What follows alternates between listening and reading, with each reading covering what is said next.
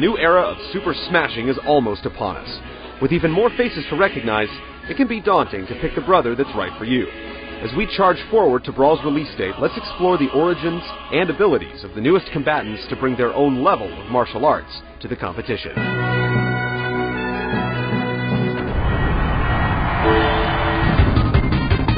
King DDD was introduced in Kirby's Dream Land in 1992 for the Game Boy. Appearing in nearly all of the 15-plus Kirby games in the series, DDD acts as the chief villain in most of them. He inhales and spits out enemies just like Kirby, but is known more for his giant ground-pounding mallet. King DDD enters Brawl in a heavyweight class alongside Bowser and Donkey Kong. Despite his size, he leaps high into the air similar to Bowser, slamming into the ground when he lands. With his side special attack, he tosses enemies at opponents.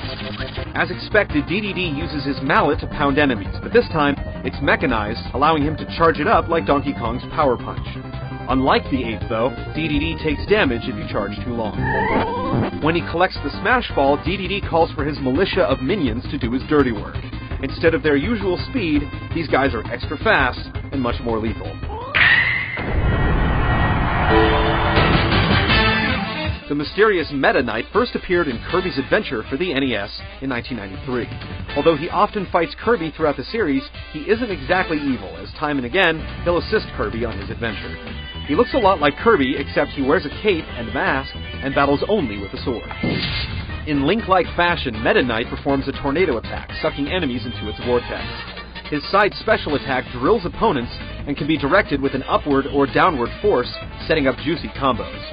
Similar to a mid-air dodge, Meta Knight's special down move throws a cloak over himself, making him disappear. Just tap the direction you want him to reappear, then attack. When Meta Knight gets the Smash Ball, he swings his cape into an opponent. If it lands, his attack radius increases, engulfing everyone into the darkness. Mamma mia! Meta Knight's stage is his very own battleship. First seen in Kirby Superstar for the Super NES, combatants begin their fight alongside the ship. Eventually, they'll land on board, where dodging its barrage of missiles and beams is a priority. In 1994, Diddy Kong made his debut as Donkey Kong's sidekick in Donkey Kong Country for the Super NES, and 1 year later in its sequel, Donkey Kong Country 2, Diddy's Conquest. Since then, he starred in the very successful Diddy Kong Racing on the N64 and several Mario sports games. As expected, Diddy borrows many of his moves from his previous games. His classic Donkey Kong Country cartwheel is back, as well as his rocket barrel boost from Donkey Kong 64. This time, though, he has a peanut pop gun. It can be charged up, and sometimes the peanut shells explode to reveal edible peanuts to restore health. If Diddy snatches the Smash Ball, he becomes a dual pop gun-wielding rocketeer, hovering above everyone else firing below. His new stage, which could also be Donkey Kong's as well, takes cues from Jungle Beat on the GameCube. Similar to Icicle Mountain in Melee, Rumble Falls constantly scrolls upward as you climb to avoid death from below. The Pokemon Trainer was first introduced in the US in the first Pokemon game for the Game Boy in 1998. In charge of raising, collecting, and battling hundreds of Pokemon, the trainer, who later received the name Ash Ketchum in the TV cartoon series, has found his way into over 25 games. Bearing a similar look to Ash, the Pokemon trainer in Brawl takes control of 3 Pokemons during battle: Charizard, Squirtle, and Ivysaur.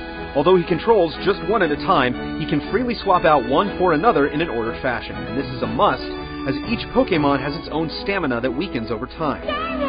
Knowing each one's strengths and when to use them is vital to the trainer's success. Charizard's side special Rock Smash is very powerful.